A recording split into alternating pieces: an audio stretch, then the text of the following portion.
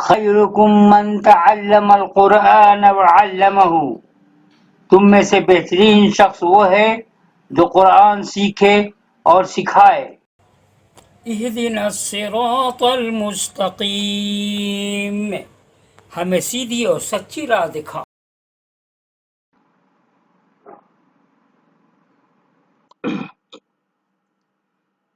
السلام علیکم ورحمۃ اللہ وبرکاتہ، اہلا وسہلا ومرحبا۔ رمضان مبارک آپ تمام مسلمان بھائیوں کو۔ آج میں آپ لوگوں کے سامنے حسب معمول سورہ نساء آیت نمبر 64 سے تلاوت کروں گا۔ مجھے لگتا ہے کہ 72 یا 74 آیت تک میں نے مطالعہ کر لیا ہے، یعنی رکوع ختم ہونے والا اس تک میں تلاوت کروں گا آپ لوگوں کے سامنے۔ توجہ کے ساتھ سنیں، اور مؤدبانہ گزارش ہے کہ اجتماعی طور پہ درس قرآن سننے کا اہتمام کریں، اور درس قرآن کے علاوہ میں درس حدیث بھی پیش کر رہا ہوں، اور حدیث کا بھی موضوع ہے، اور روزے کے احکام۔ تو یہ قرآن کی تلاوت کرنے کے بعد، یوٹیوب کے حوالے کرنے کے بعد، پھر انشاءاللہ تعالی درس حدیث کا پروگرام پیش کروں گا۔ دعاؤں میں یاد رکھیے، اللہ تعالی ہم تمام لوگوں کا حامی و ناصر ہو، اور ہم لوگ جو رمضان میں عبادات کر رہے ہیں اللہ تعالیٰ اسے قبول فرمائے۔ تو آئیے پڑھتے ہیں آپ کے سامنے۔ اعوذ باللہ من الشیطان الرجیم، بسم اللہ الرحمن الرحیم۔ وما ارسلنا من رسول الا لیطاع باذن اللہ ولو انہم اذ ظلموا انفسهم جاءوک فاستغفروا اللہ واستغفر لهم الرسول لوجدوا اللہ توابا رحیما۔ فلا وربك لا يؤمنون حتى يحكموك فيما شجر بينهم ثم لا يجدوا في أنفسهم حرجا مما قضيت ويسلموا تسليما۔ ولو أنا كتبنا عليهم أن اقتلوا أنفسكم أو اخرجوا من دياركم ما فعلوه إلا قليل منهم وَلَوْ أَنَّهُمْ فَعَلُوا مَا يُوعَظُونَ بِهِ لَكَانَ خَيْرًا لَهُمْ وَأَشَدَّ تَثْبِيتًا وَإِذًا لَآتَيْنَاهُمْ مِن لَّدُنَّا أَجْرًا عَظِيمًا وَلَهَدَيْنَاهُمْ صِرَاطًا مُّسْتَقِيمًا۔ وَمَن يُطِعِ اللَّهَ وَالرَّسُولَ فَأُولَٰئِكَ مَعَ الَّذِينَ أَنْعَمَ اللَّهُ عَلَيْهِم من النبيين والصديقين والشهداء والصالحين وحسن أولئك رفيقا ذلك الفضل من الله وكفى بالله عليما۔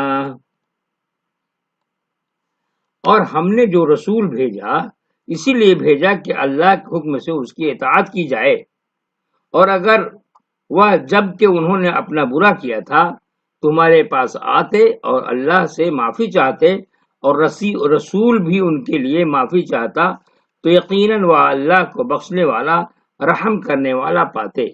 پس تیرے رب کی قسم وہ کبھی ایمان لانے والے نہیں ہو سکتے جب تک وہ اپنے باہمی جھگڑے میں تم کو فیصلہ کرنے والا نہ مان لیں۔ پھر جو فیصلہ تم کرو اس پر اپنے دلوں میں کوئی تنگی نہ پائیں، اور اس کو خوشی سے قبول کر لیں۔ اور اگر ہم ان کو حکم دیتے کہ اپنے آپ کو ہلاک کرو یا اپنے گھروں سے نکلو، تو ان میں سے تھوڑے ہی اس پر عمل کرتے، اور اگر یہ لوگ وہ کرتے جس کی انہیں نصیحت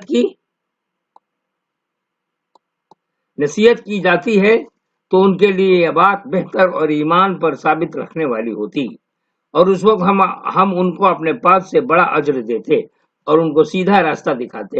اور جو اللہ اور رسول کی اطاعت کرے گا وہ ان لوگوں کے ساتھ ہوگا جن پر اللہ نے انعام کیا ہے، یعنی پیغمبر اور صدیق اور شہید اور صالح۔ کیسی اچھی ہے ان کی رفاقت، یہ فضل ہے اللہ کی طرف سے، اور اللہ کا علم کافی ہے۔ 64 سے 70 تک ہوا، ٹھیک ہے۔ رسول اس لیے نہیں آتا کہ لوگ بس اس کی عقیدت مند ہو جائے۔ دیکھیے بہت امپورٹنٹ بات ہے، آپ لوگوں کو سننے کی ضرورت ہے، اور ہم لوگوں کو اس پہ عمل کرنے کی ضرورت ہے۔ کچھ کمیاں ہم مسلمانوں میں سرایت کر گئی ہیں، تو اس کو اچھا سے ہم لوگ سن لیں تو بہتر ہوگا۔ غور سے سنیں گے۔ رسول اس لیے نہیں آتا کہ لوگ بس اس کے عقیدت مند ہو جائیں اور اس کی بارگاہ میں الفاظ کے گلدستے پیش کرتے رہے۔ رسول اس لیے آتا ہے کہ آدمی اس سے اپنی زندگی کا طریقہ معلوم کرے اور اس پر عملاً کاربند ہو۔ اس معاملے میں آدمی کو اتنا زیادہ شدید ہونا چاہیے کہ نازک مواقع پر بھی وہ رسول کی اطاعت سے نہ ہٹے۔ جب دو آدمیوں کا مفاد ایک دوسرے سے ٹکرا جائے اور دو آدمیوں کے درمیان ایک دوسرے کے خلاف تلخی ابھر آئے، اس وقت بھی آدمی کو اپنے نفس کو دبانا ہے اور بالارادہ وہ اپنے رسول والے طریقے کا پابند بنانا ہے۔ نزاع کے موقع پر یعنی جھگڑا، نزاع کے موقع پر جو شخص رسول کی رہنمائی کو قبول کرے وہی رسول کو ماننے والا ہے۔ یہ ایک لائن میں پھر پڑھتا ہوں۔ نزاع یعنی جھگڑا کے موقع پر، کسی بات پر جھگڑا ہو جائے مسلمان آپس میں، تو نزاع کے موقع پر جو شخص رسول کی رہنمائی کو قبول کرے وہی رسول کو ماننے والا ہے، حتیٰ کہ رسول کا طریقہ اپنے ذوق اور اپنی مصلحت کے خلاف ہو تب بھی وہ دل کی رضامندی کے ساتھ اس کو قبول کرے۔ وہ اپنے احساس کو اتنا زندہ رکھے کہ اگر وقتی طور پر کبھی اسے غلطی ہو جائے تو وہ جلدی چونک اٹھے، وہ جان لے کہ رسول کو چھوڑ کر شیطان کے پیچھے چل پڑا تھا، وہ فوراً پلٹے اور معافی کا طالب ہو۔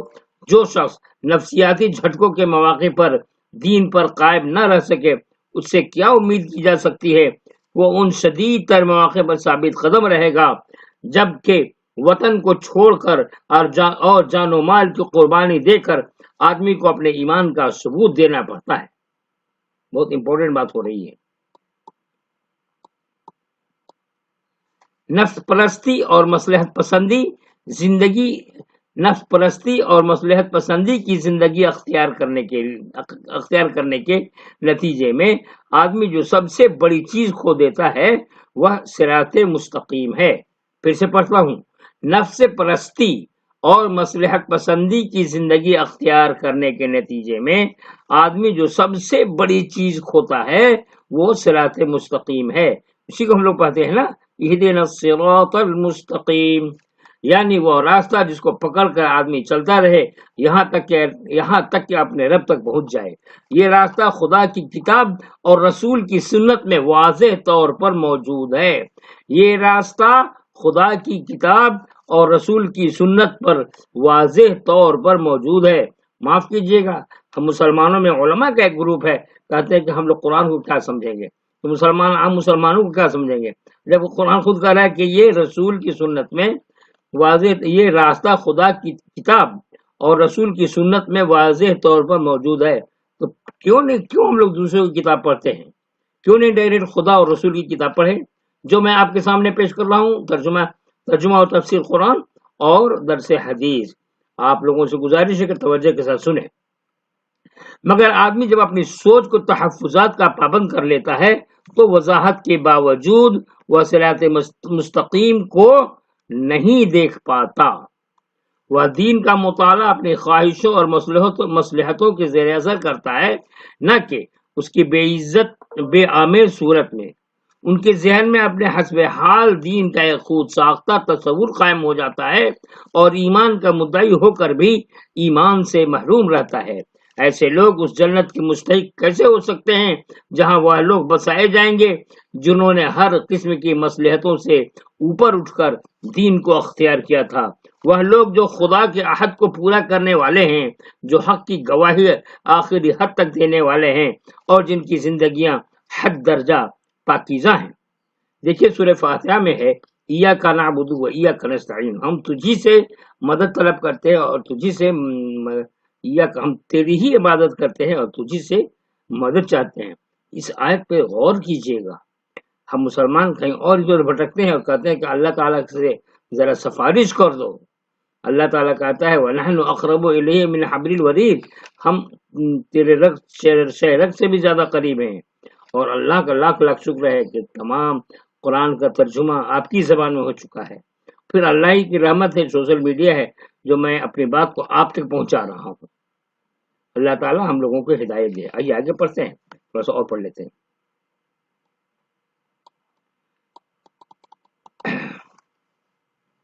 یا ایھا الذین آمنوا خذوا حذرکم فانفروا ثبات او انفروا جميعا وَإِنَّ مِنْكُمْ لَمَن لَّيُبَطِّئَنَّ فَإِنْ أَصَابَتْكُم مُّصِيبَةٌ قَالَ قَدْ أَنْعَمَ اللَّهُ عَلَيَّ إِذْ لَمْ أَكُن مَّعَهُمْ شَهِيدًا وَلَئِنْ أَصَابَكُمْ فَضْلٌ مِّنَ اللَّهِ لَيَقُولَنَّ كَأَن لَّمْ تَكُن بَيْنَكُمْ وَبَيْنَهُ مَوَدَّةٌ يَا لَيْتَنِي كُنتُ مَعَهُمْ فَأَفُوزَ فَوْزًا عَظِيمًا.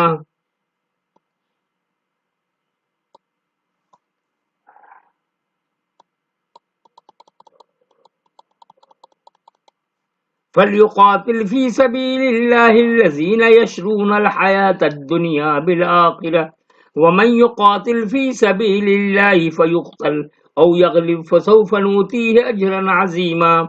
وَمَا لَكُمْ لَا تُقَاتِلُونَ فِي سَبِيلِ اللَّهِ وَالْمُسْتَضْعَفِينَ مِنَ الرِّجَالِ وَالنِّسَاءِ وَالْوِلْدَانِ الَّذِينَ يَقُولُونَ رَبَّنَا أَخْرِجْنَا مِنْ هَٰذِهِ الْقَرْيَةِ الظَّالِمِ أَهْلُهَا وَاجْعَل لَّنَا مِن لَّدُنكَ وَلِيًّا وَاجْعَل لَّنَا مِن لَّدُنكَ نَصِيرًا. الَّذِينَ آمَنُوا يُقَاتِلُونَ فِي سَبِيلِ اللَّهِ وَالَّذِينَ كَفَرُوا يُقَاتِلُونَ فِي سَبِيلِ الطَّاغُوتِ فَقَاتِلُوا أَوْلِيَاءَ الشَّيْطَانِ إِنَّ كَيْدَ الشَّيْطَانِ كَانَ ضَعِيفًا. تلاوت یہیں تک، ترجمہ پیش کر دے رہا ہوں آپ کے سامنے. اے ایمان والو، اپنی احتیاط کر لو، پھر نکلو جدا جدا یا اکٹھے ہو کر. اور تم میں سے کوئی ایسا بھی ہے جو دیر لگا دیتا ہے. پھر اگر تم کو کوئی مصیبت پہنچے تو وہ کہتا ہے کہ اللہ نے مجھ پر انعام کیا کہ میں ان کے ساتھ نہ تھا. اور اگر تم کو اللہ کا کوئی فضل حاصل ہوتا ہے تو کہتا ہے کہ گویا تمہارے اور اس کے درمیان کوئی رشتہ محبت ہی نہیں، کہ کاش میں بھی ان کے ساتھ ہوتا تو بڑی کامیابی حاصل کرتا. پس چاہیے کہ لڑے اللہ کی راہ میں، اور وہ لوگ جو آخرت کے بدلے دنیا کی زندگی کو بیچ دیتے ہیں. اور جو شخص اللہ کی راہ میں لڑے پھر مارا جائے یا غالب ہو تو ہم اس کو بڑا اجر دیں گے. اور تم کو کیا ہوا کہ تم نہیں لڑتے اللہ کی راہ میں، اور ان کمزور مردوں اور عورتوں اور بچوں کے لیے جو کہتے ہیں کہ خدایا ہم کو اس بستی سے نکال جس کے باشندے ظالم ہیں، اور ہمارے لیے اپنے پاس سے کوئی حمایتی پیدا کر دے، اور ہمارے لیے اپنے پاس سے کوئی مددگار کھڑا کر دے. جو لوگ ایمان والے ہیں وہ اللہ کی راہ میں لڑتے ہیں، اور جو منکر ہیں وہ شیطان کی راہ میں لڑتے ہیں. پس تم شیطان کے ساتھیوں سے لڑو، بے شک شیطان کی چال بہت کمزور ہے. یہیں تک میں تلاوت کروں گا 71 سے 76، یعنی 63 سے 64 سے، لیکن ترجمہ تفصیل بیان کر دیتا ہوں آپ کے سامنے. بہت امپورٹنٹ ہے، یہ بھی میں نے پڑھ لیا اس لیے میں بول رہا ہوں. موجودہ دنیا امتحان کی دنیا ہے، اس لیے یہاں ہر ایک کو عمل کی آزادی ہے. یہاں شریر لوگوں کو بھی موقع ہے کہ وہ خدا کے بندوں کو اپنے ظلم کا نشانہ بنائیں، اور اسی کے ساتھ خدا کے بندوں کو اپنے اقرار ایمان کا ثبوت اس طرح دینا ہے کہ وہ شریر لوگوں کی طرف سے ڈالی جانے والی مصیبتوں کے باوجود ثابت قدم رہے. اہل ایمان کو خدا کے دشمنوں کے مقابلے میں ہر وقت چوکنا رہنا ہے. پرامن تدبیروں اور جنگی تیاریوں سے ان کو پوری طرح اپنے بچاؤ کا انتظام کرنا ہے. ان کو متفرق طور پر بھی اپنے دشمنوں کا مقابلہ کرنا ہے، اور مل کر بھی. اسی کے ساتھ خود مسلمانوں کی صف میں بھی ایسے لوگ ہوتے ہیں، جیسا کہ غزوہ احد میں ظاہر ہوا، جو دنیا کے نقصان کا خطرہ مول لیے بغیر آخرت کا سودا کرنا چاہتے ہوں. ایسے لوگوں کا حال یہ ہوتا ہے کہ وہ ان کاموں میں تو خوب حصہ لیتے ہیں جن میں دنیاوی فائدہ کا کوئی پہلو ہو، مگر ایسا دینی کام جس میں دنیاوی اعتبار سے نقصان کا اندیشہ ہو، اسے علیحدگی کے لیے خوبصورت عذر تلاش کر لیتے ہیں. ان کی یہ ذہنیت اس لیے ہے کہ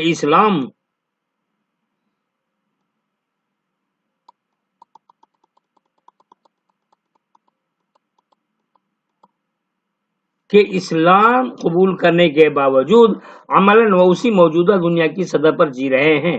اگر ان کو یقین ہو کہ اصل اہمیت کی چیز آخرت ہے تو دنیا کی کامیابی و ناکامی ان کے لیے ناقابل لحاظ بن جائے۔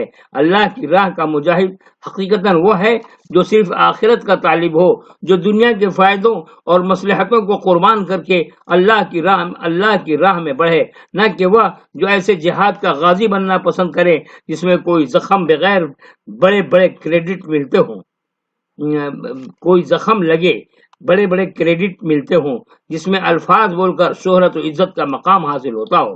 خدا کی راہ کی لڑائی وہ ہے جو اس بندے خدا کو پیش آئے جو صرف خدا کے لیے اٹھا ہو، وہ لوگوں کو جہنم سے ڈرائے اور لوگوں کو جنت کی طرف بلائے۔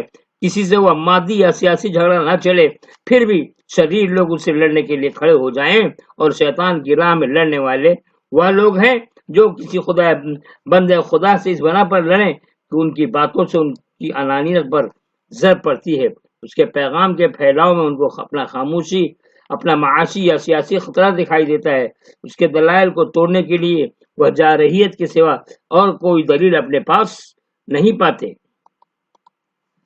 تو جناب یہیں تک بات ختم ہو گئی، انشاءاللہ تعالیٰ پھر میں پیش کروں گا آپ کے سامنے۔ میں ایک تو خوشی کی بات یہ ہے کہ اسی بہانے میں بھی قرآن کی تلاوت کر رہا ہوں، اور آپ حضرات بھی قرآن کی تلاوت نہیں کر رہے تو ٹھیک ہے، ترجمہ اور تفسیر سنیں تو اس میں بہت فائدہ ہے۔ یقین جانیے کہ آپ کی زندگی میں ایسے ایسے واقعات پیش آتے ہیں جو آپ کی زندگی سنور جائے گی۔ یعنی میں کہتا ہوں کہ قرآن کے رنگ میں رنگ لے جائیے، اور اس کے لیے ضروری ہے کہ ترجمہ اور تفسیر بھی پڑھیں یا سنیں، یعنی مطالعہ کریں، صرف تلاوت قرآن سے کام نہیں چلے گا۔ یقیناً ثواب ملتا ہے، رمضان کا مہینہ ہے، لوگ ایک ختم دو ختم کتنے ختم کر دیتے ہیں جناب۔ رمضان کے مہینے میں کم از کم یہ تو سوچ لیجئے کہ ایک ختم ترجمہ تفسیر کے ساتھ بیان پڑھیں گے۔ اب تک میں نے 6-8 پارہ میں نے دے دیا ہے، تھوڑا ہی تھوڑا جیسے میں دے رہا ہوں ویسے سنتے رہیں آپ وقت نکال کر کے، یہ بھی ایک عبادت ہے۔ دعا میں یاد رکھیے۔ السلام علیکم ورحمۃ اللہ وبرکاتہ۔